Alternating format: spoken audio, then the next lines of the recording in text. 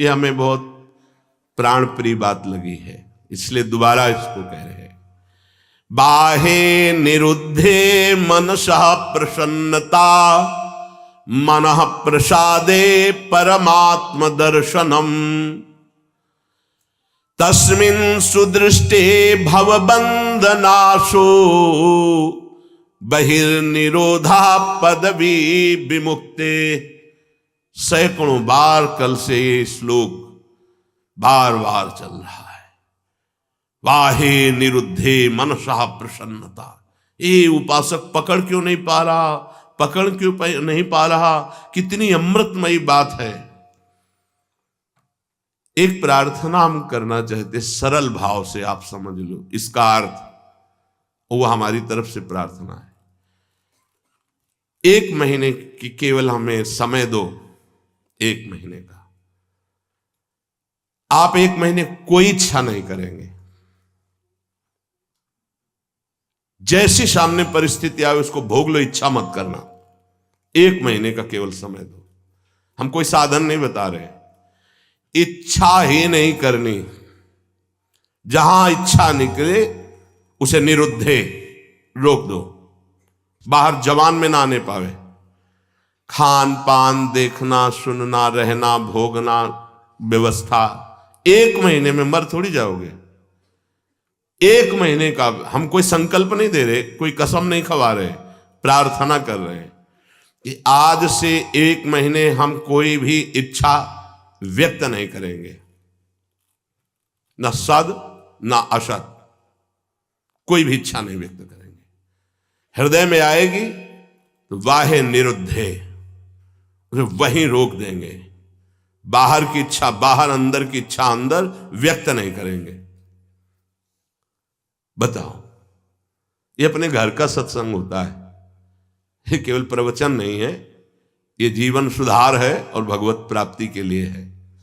1 महीने की बात मांग रहे हैं। गृहस्थी में अगर ना कर पावे तो राधे राधे रटे, राधा राधा। लेकिन विरक्त जनों से प्रार्थना 1 महीने, केवल 30 दिन। जबान से आपकी इच्छा व्यक्त नहीं होनी चाहिए, 1 महीने बस। आप देखो कैसा आपको लगता है। जलन होगी पहले, वो बार बार व्यक्त नहीं करना, 1 महीने व्यक्त नहीं करना। परिपक्व अवस्था के प्राप्त महापुरुषों के हृदय में इच्छा ही नहीं प्रकट होती। जाहि न चाहिए कबहू कछु, तुम सन सहज सने, बसहु निरंतरता सुर, सोराउर निज गे। 1 महीने, ये तो आजीवन की बात होती है महापुरुषों की। महाराज ये रख लो, कभी आपके काम में आएगा, कभी आपको जरूरत पड़ेगी, कभी आपको चाहिए ना। भैया नहीं, हम जरूरत मिटाने के लिए, चाह मिटाने के लिए, काम मिटाने के लिए आए हैं, बढ़ाने के लिए नहीं। आप रखो, जब जरूरत होगी मेरा मालिक उस समय दे देगा। कभी आप तो उस समय जो अभी दे रहा है वो उस समय नहीं है क्या? हमारे लिए नई सृष्टि रच देगा। जो सृष्टि में नहीं होगा वो भी वो रच देगा, विश्वास करो। 1 महीने अभ्यास करके देखो, देखेंगे आप लोग, देख लो। इच्छा को होगी, इच्छा, हम ये नहीं कह रहे कि इच्छा नहीं होनी चाहिए, इच्छा होगी पर आप व्यक्त नहीं करोगे। 1 महीने खेल खेल के देखो, गेम है। जीवन मुक्त महापुरुष की स्थिति होती है। देखो एक आपको कथा सुनाते हैं। श्रीमन माधवेंद्रपुरी जी महाराज बहुत बड़े महाभागवत हुए हैं, चैतन्य महाप्रभु के चरित्र में आते हैं। ईश्वरपुरी जी के गुरु श्रीमन माधवेंद्रपुरी, ईश्वरपुरी जो महाप्रभु चैतन्य देव के प्रथम गुरुदेव थे। फिर सन्यास के गुरुदेव भारती जी महाराज हुए। तो श्रीमन माधवेंद्रपुरी जी महाराज जब क्षीर चोरा गोपीनाथ जी जो कहे जाते हैं, गोपीनाथ जी के दर्शन करने गए तो वहां शयन के समय कुल्हड़ में बड़ा ही पवित्र और स्वाद युक्त खीर का भोग लगता था। जब ये महिमा सुनी खीर की और भोग लगता देखा तो उनके अंदर इच्छा हुई कि अगर एक कुल्हड़ प्रसादी मिल जाए तो स्वाद लेके हम देख लेंगे कि प्रभु को ऐसा खीर का यहां भोग लगता है तो अपने ठाकुर जी को ऐसा ही खीर का भोग लगाएंगे। जो ही इच्छा जागृत हुई, जलन पैदा हुआ। अरे इच्छा कैसे जागृत हो गई? तो अंदर से विवेक कार्य कर रहा है, बचाने का जलन। ये तो प्रभु के भोग के लिए इच्छा, फिर भी इच्छा कैसे हुई कि मुझे एक कुल्हड़ मिल जाए? तुरंत प्रणाम किया और वहां से चल दिए। अब रात्रि का समय आ रहा था तो उसी गांव के किनारे एक वृक्ष के नीचे बार बार ये प्रश्न मन से, तूने इच्छा क्यों कर ली?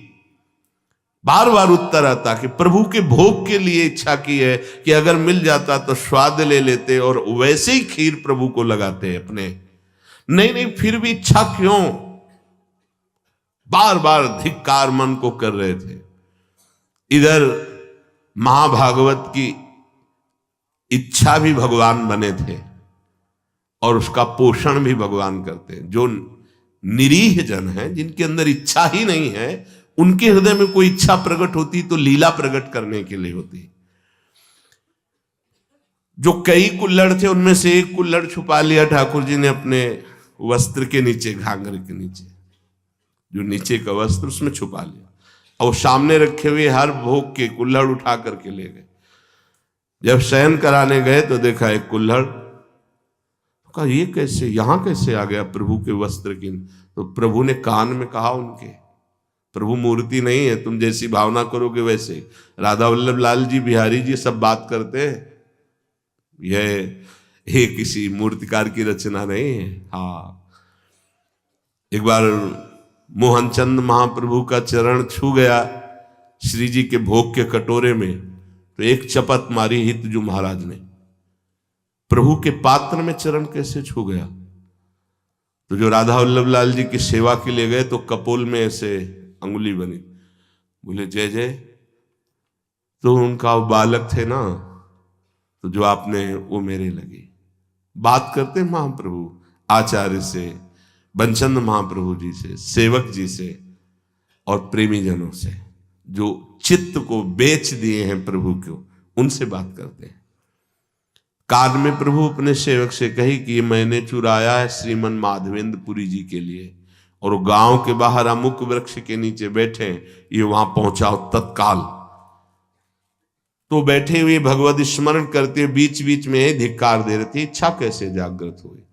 श्रीमन माधवेंद्रपुरी किसका नाम है? उनका जी दास का नाम। ये गोपीनाथ प्रभु ने आपके लिए खीर का कुल्हड़, हाँ ऐसे नहीं, बड़ी अद्भुत लीला की, भोग लगाया तो एक कुल्हड़ चुरा लिया आपके लिए, और जब शयन कराने गए तब आदेश किया तो लाए। उस दिन से प्रभु का नाम क्षीर चोरा गोपीनाथ हो गया। वो तो चले गए देखे, रात भर रोते रहे, प्रभु खीर तो पाई ही, कुल्हड़ भी पा गए, और उसको जो थोड़ा कुल्हड़ का हिस्सा बांध लिया, रोज प्रसादी रूप से थोड़ा कुल्हड़ पा लिया। कितना आप विचार करो, इस कोटि के जो महामहिम है, वो भगवत संबंधी इच्छा में इतना क्लेशित हो गए। हम तो स्वयं भोग की इच्छा रखते हैं। हम कौन से साधक हैं, कौन से महात्मा हैं, किस मार्ग के पथिक? जरा सिद्धांत को समझो, यहां इच्छाओं का तो जाल लगा हुआ है, और परमार्थ का स्वरूप क्या है? बाहे निरुद्धे, बाह्य रोग दोष। इच्छा को कोई भी इच्छा हृदय में अपना स्थान न बनाने पावे। मनसः प्रसन्नता, तो आपके मन में अखंड प्रसन्नता जागृत होगी। और मनः प्रसादे परमात्म दर्शनम, जब हम बाह्य विषयों का सेवन करते हैं तो मन खिन्न रहता है, नवीन नवीन विषय भोगने के लिए मन में जलन होती, वही विषयों की तरफ आकर्षित करता है, फिर वही जलाता है, वही संकल्प विकल्प कराता है, थोड़ी देर जलाने के बाद फिर उसी भोग की लालसा करता है। बड़ा बाहे निरुद्धे, रोक दो उसको। देखो इसमें विवेक बल काम करता है। अगर आप सत्संग सुन रहे हैं, शास्त्र स्वाध्याय करते हैं, नाम जप करते हैं, सेवा करते हैं संतों की, ठाकुर जी की, तो आपका विवेक प्रबल हो जाएगा, वो रोक देगा। कितना आनंद! कल से इस श्लोक का चिंतन चल रहा है। इतना कोई इच्छा ही नहीं करनी भाई। ये गृहस्थ जन जो बहुत सी कामनाओं में रत हैं वो ये नहीं समझ पाएंगे, लेकिन हम विरक्त जनों से प्रार्थना करते हैं, यदि आप कोई इच्छा नहीं करेंगे तो आप बहुत जल्दी जीवन मुक्त हो जाएंगे। इच्छा ही आपके स्वरूप को ढके हुए है, इच्छा ही आपका बंधन है, और निरीह इच्छा रहित ही जीवन मुक्त अवस्था है। 1 महीने का अभ्यास करके देखो। अच्छा, 1 महीना बहुत ज्यादा लग रहा हो कि पता नहीं चूक ना हो जाए तो 15 दिन का कर लो। 15 दिन बहुत ज्यादा लग रहा हो तो कोई 1 हफ्ते का कर लो। और गृहस्थ जनों को ज्यादा लग रहा हो तो 1 दिन का करके देख लो कि सुबह से लेकर के शयन तक आज कोई इच्छा नहीं हम करेंगे। अगर इच्छा होगी भी तो व्यक्त नहीं करेंगे। 1 दिन करो। विरक्त के लिए 1 महीना, नए साधक के लिए 15 दिन, बहुत नए साधक के लिए 1 हफ्ता, गृहस्थ के लिए 1 दिन और 1 हफ्ता। देखो ना करके क्या बिगड़ जाएगा। आज सुबह से शाम तक कोई इच्छा प्रकट नहीं करेंगे। हृदय में होगी तो उसको वहीं दबा देंगे, वाणी से नहीं बोलेंगे। देख लो।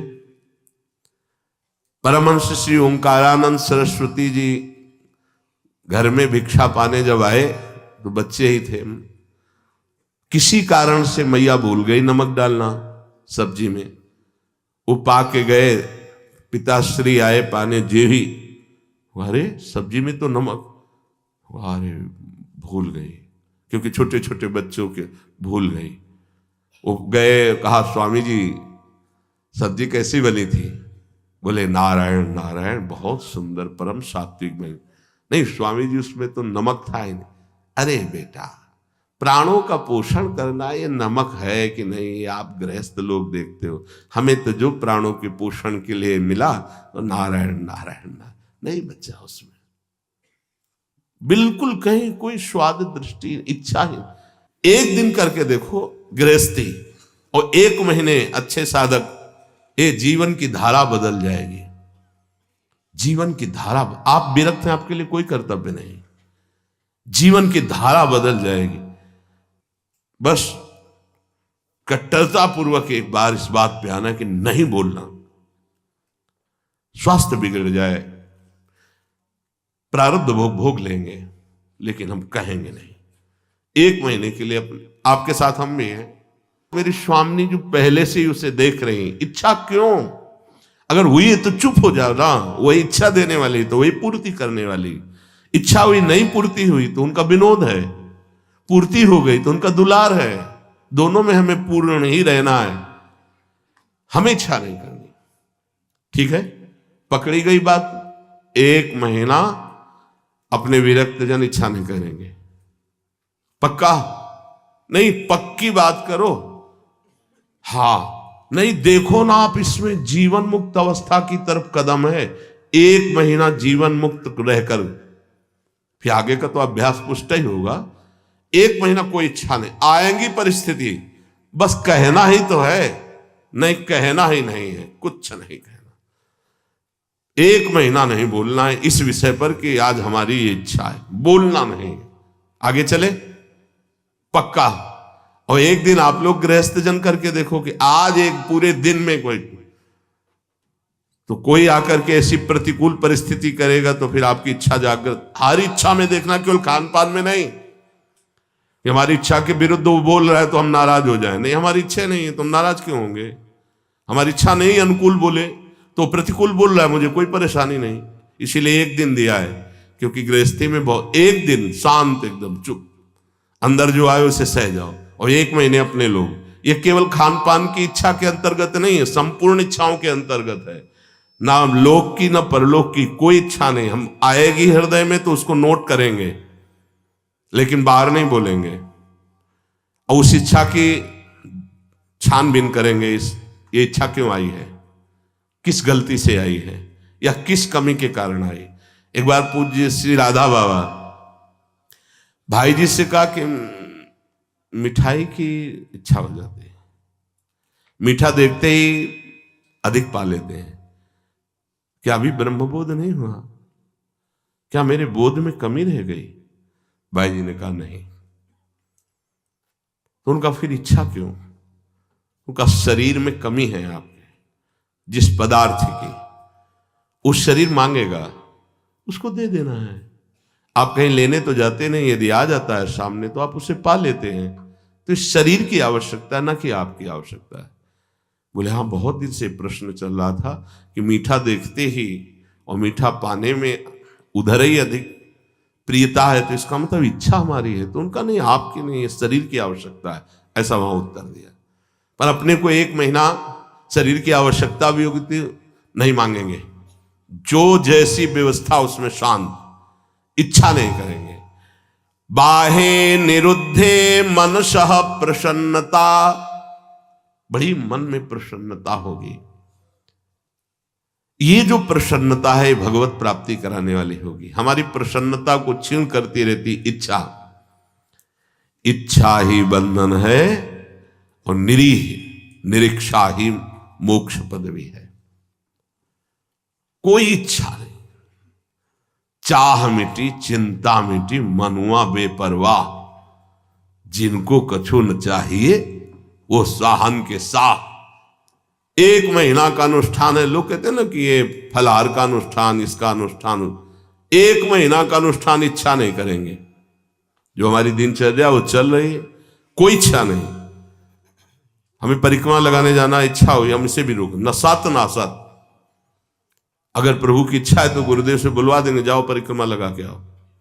आज से 1 महीने तक कोई भी इच्छा, सत या असत, किसी भी इच्छा को हम बाहर व्यक्त नहीं करेंगे। जो दिनचर्या बना दी गई वो इच्छा नहीं है, वो कर्तव्य पालन है, उस पे चलेंगे। स्वयं से कोई इच्छा होगी उसे दबा देंगे 1 महीने के लिए, फिर देखते हैं कैसा लगेगा। 1 महीना, आज तारीख कौन है, कौन 17 तारीख को बात करेंगे फिर सत्संग में कि क्या स्थिति है आपकी। 1 महीना ईमानदारी से देखना, बोलना मत, चूक नहीं होनी चाहिए। 1 महीना कोई बहुत ज्यादा नहीं, पूरे जीवन में इसी स्थिति को लाना है। जहां हमारी इच्छा रुकी, खास बात है, बहुत बड़ी बात है, मनः प्रसन्नता, मन प्रसन्न होने लगता है। और कह रहे मनः प्रसादे परमात्म दर्शनम, जहां मन निष्काम हुआ, कोई इच्छा नहीं, और अखंड प्रसन्नता जागृत होती है इच्छा रहित होने पर। हम लोगों को कैसा माया फंसाए है कि हम सुखी होना चाहते हैं इच्छा करके, हमारी इच्छाओं की पूर्ति हो जाए तो हम सुखी हो जाएं। शास्त्र क्या कह रहा है, इच्छाओं का नाश, मन की अखंड प्रसन्नता, और मनः प्रसादे, जब मन प्रसन्न होता है उसी स्थिति में भगवत साक्षात्कार होता है। अखंड प्रसन्नता जागृत हुई, उसी प्रसन्नता में तत्व बोध होता है।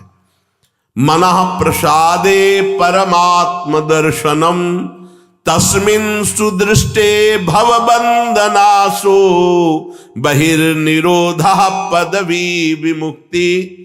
जिस समय उपासक अखंड प्रसन्न हुआ, परमात्म साक्षात्कार होता है, तो उसकी दृष्टि बदल जाती है, ब्रह्म दृष्टि। सर्वम खलमिदम ब्रह्म, उस सब जगह ब्रह्म का दर्शन, भगवत दर्शन करता है।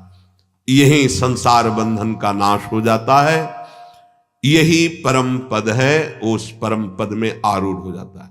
कोई इच्छा नहीं, कोई चाह नहीं, ये जीवन गुरुदेव को समर्पित, प्रभु को समर्पित, जैसे चलावे, स्वयं निरंतर भगवदाकार दृष्टि, परमात्म दर्शन, परमानंद का अनुभव, दुख का लेश नहीं।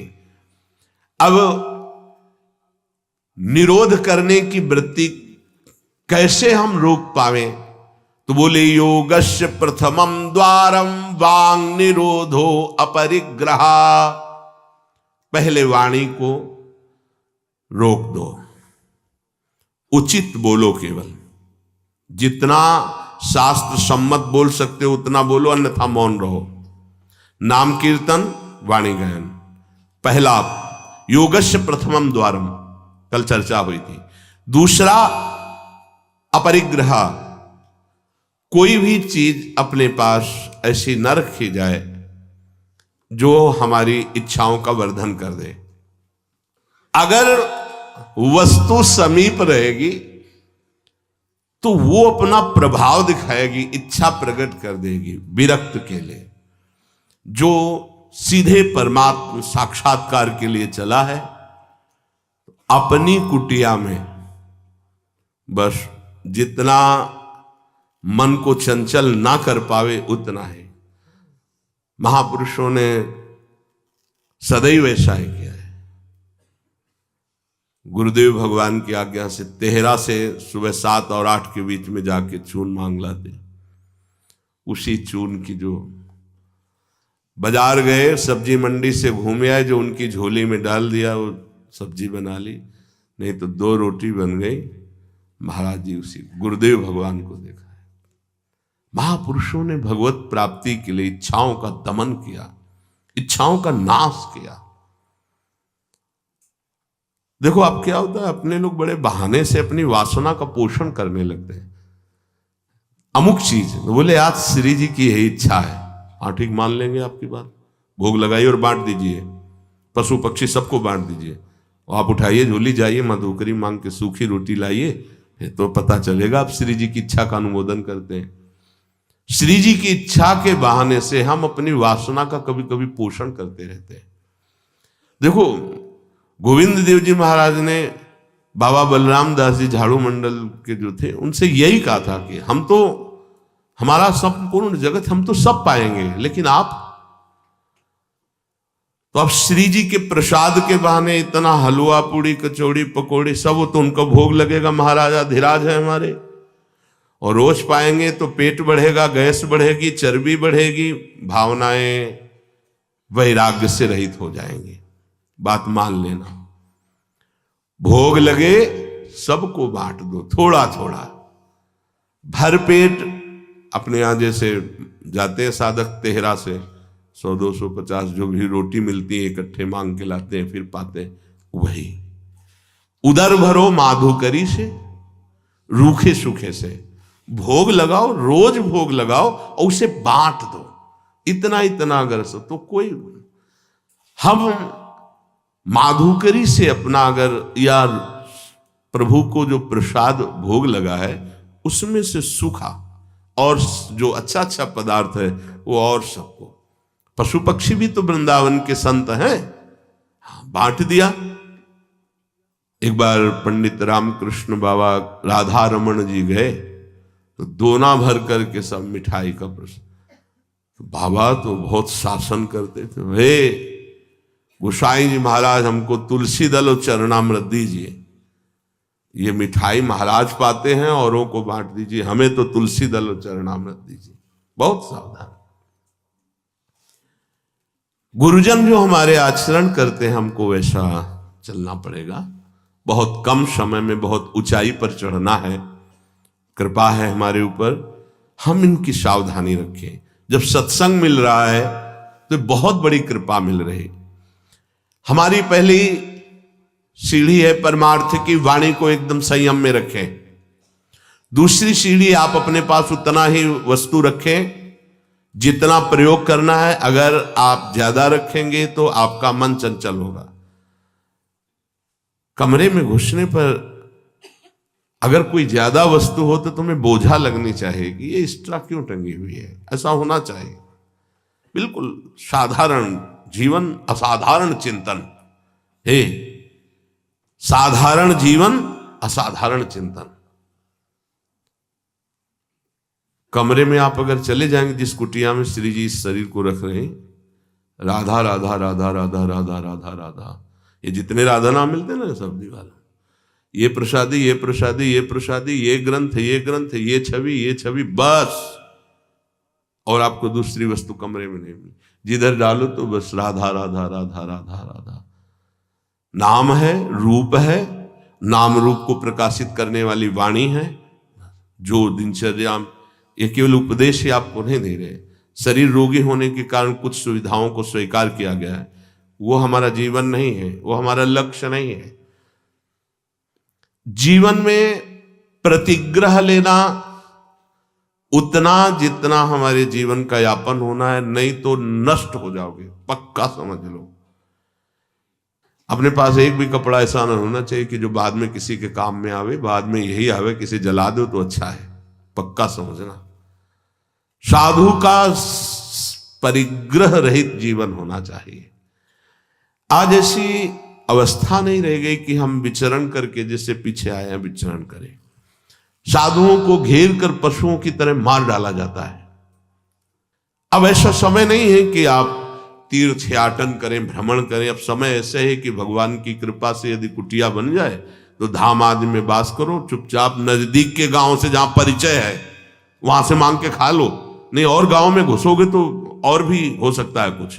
समय कलयुग का बढ़ता ऐसा प्रभाव चला जा रहा है कि यार संत हैं, तुमको कोई संशय हो रहा है तो बंदी बना लीजिए और उसकी जानकारी कीजिए क्या प्रसंग था। ऐसे पशुओं की तरह टूट पड़ना, संत का मतलब इस तरह से उपहास, इस तरह से अमर्यादित चेष्टा तो बहुत ही घातक चेष्टा है। तो आजकल ये समय नहीं रह गया कि आप जवान जवान साधु गांव गलियों में घूमे। हाँ, निर्धारित है, जैसे हमारे ब्रजमंडल के गांव हैं, ये जानते हैं, ये संत की मर्यादा को जानते हैं, इनके दरवाजे से मांग लो। अब समय नहीं रह गया, नहीं पशुओं की तरह घेर के मार डालते हैं, जान से मार डालते हैं। ऐसा तो बड़ा कठिन है। कोई भी ऐसे निंदनीय आचरण इस भेष का लेके कर सकते हैं, लेकिन बहुत अच्छे अच्छे भी महापुरुष हैं। तो परिग्रह रहित जीवन पर अब धाम में इसकी जरूरत है कि आपके वास की व्यवस्था हो, आपका भोजन शरीर यापन के लिए हो, खूब भजन करके शरीर पूरा करो धाम में। अब ये समय नहीं रह गया कि आप बाहर भ्रमण करें। सच्ची कह रहे हैं, अपने लोगों ने जो जीवन, तो वो अब तो है ही नहीं वैसा जीवन, चलने लायक नहीं जीवन है। परिग्रह उतना ही रखो जितनी आवश्यकता। रोज का रोज ठाकुर जी व्यवस्था अपने जनों की करते हैं। आप अपनी चिंता न करेंगे, अपनी चिंता करेंगे तो ठाकुर जी निश्चिंत हो जाएंगे आपसे। और हम चाहते हैं कि वो निश्चिंत ना हो, हम निश्चिंत हो उनके भरोसे पर। निराशा, हमारे अंदर किसी से कोई आशा न रह जाए कि ये व्यक्ति भगत है, ये बहुत जहर है, प्रार्थना है मान लेना। ये जो आज का सत्संग बिल्कुल अंतर की बात से हम कह रहे हैं, इसे समझ लीजिए। बहुत सुधरने की जरूरत है। हम जरा सा कुछ भजन करते हैं, 4 गृहस्थों को साथ लेके चल देते, धनी मानी, और वही जरूरत नहीं है। आप निरपेक्ष होकर के अपने धर्म का पालन कीजिए, मन आए 4 रोटी दे दीजिए, इसके बाद हम आपको पहचानेंगे नहीं। पहचान प्रभु से है, उन्होंने प्रेरित करके आपको भेजा। हम आपको कुछ नहीं जानते, ना कभी मानते हैं। प्रभु आयो बस इतना ही जानते हैं, इतना ही कार्य आपके लिए था, प्रेरित किया और रखवा दिया। चलो, पीछे नहीं पड़ना, पीछे तो प्रभु के पड़ना है। लेकिन यहां उल्टा हो जाता है, प्रभु की तरफ पीठ हो जाती है, उनकी तरफ मुख हो जाता है। तो निराशा आशा ही परमम दुखम, नैराश्यम परमम सुखम। दोबारा इसलिए समझा रहे हैं कि साधना में बहुत जरूरी बात है।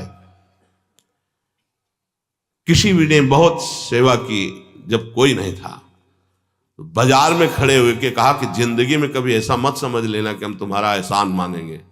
तो बहुत प्रेमी जन, हे बाबा ऐसे बंद कर बात, बता कल क्या लाना है।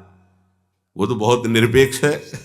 आज भी वैसे ही, पहले दिन से आज तक वैसे ही, वही श्रद्धा, वही निष्ठा, वही समर्पण।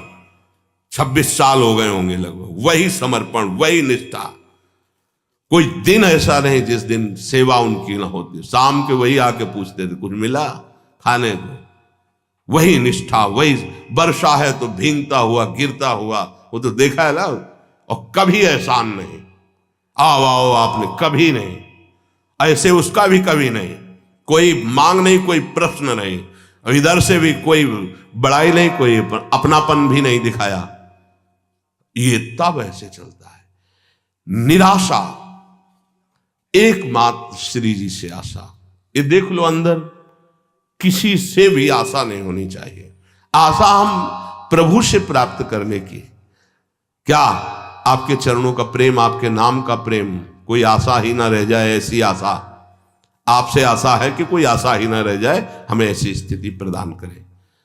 चौथा, निरीहा, इच्छा ही ना रह जाए, जिसके लिए आज कहा है कि 1 महीने के लिए देख लीजिएगा। और नित्य में एकांतशीलता, एकांत में जब हो तो बड़े संयम से रहें। एकांत आपका गंदा नहीं होना चाहिए, बड़े शीलवान, बड़े धैर्यवान, बड़े तितिक्षु, बड़े इंद्रिय संयमी। नहीं, बड़े बड़ों का एकांत खराब हो जाता है। समाज तो सबका ठीक रहता है, एकांत खराब हो जाता है। समाज में त्रुटि हो जाएगी तो निंदा होगी, ठीक हो जाओगे। एकांत में त्रुटि होगी तो तुम्हारा अध्यात्म नष्ट हो जाएगा अंदर का। एकांत स्थित इंद्रियो परमणे हेतुर्दमश्चेतसः। ऐ उपासक, एकांत सेवन में सावधान रहना, तुम्हारी इंद्रिया और मन तुम पे हावी होंगे, इसलिए इंद्रिय और मन का दमन कर देना, इंद्रिय और मन के गुलाम मत बन जाना। ये एकांत का है, ये जरूर सुधारो। एकांत में देख लीजिएगा, अय उपासक, एकांत में इंद्रिय और मन तुम पर शासन करेगा, तुम्हें गुलाम बनाने की चेष्टा करेगा। उस समय तुम अपनी इंद्रिय और मन का दमन करो, बिल्कुल उनकी बात नहीं मानना जो धर्म विरुद्ध हो। जो ही तुमने इंद्रिय दमन किया तो हेतुर्दमश्चेतसः, तुम्हारा चित्त अर्थात मन दमन करने के कारण निर्वासनिक हो जाएगा। ये थोड़ा कठिन है समझना। जब हम मन और इंद्रियों की मांगी हुई वस्तु नहीं देते तो हमें जलाता है, एक अशांति पैदा हो जाती है। तब होता है यार दे दो, शांत हो जाएगा। ये बहुत घातक बात है। जो इंद्री मन मांगा और हमें अशांत किया ना देने पर हम उसको शांति प्रदान करने के लिए देने लगे, अब आपका परमार्थ मार्ग लुट जाएगा। ये बहुत गंभीरता से समझो, यहां हमसे बहुत चूक होती है। यदि हमने जो मन और इंद्री ने मांगा नहीं दिया, उनका निरोध कर दिया, तो निरोध से वासना का नाश हुआ। वासना का नष्ट होना ही ब्रह्मानंद का स्फुरण होना है। तेनानंद रसानुभूति रचला ब्राह्मी सदा योगिनस्, तस्मात् चित्त निरोध एव सततम कार्यम प्रयत्ना मुने। इसलिए मुनि का एक ही प्रयत्न होना चाहिए कि मन और इंद्रियों की मांगी हुई मांग को पूरी ना की जाए।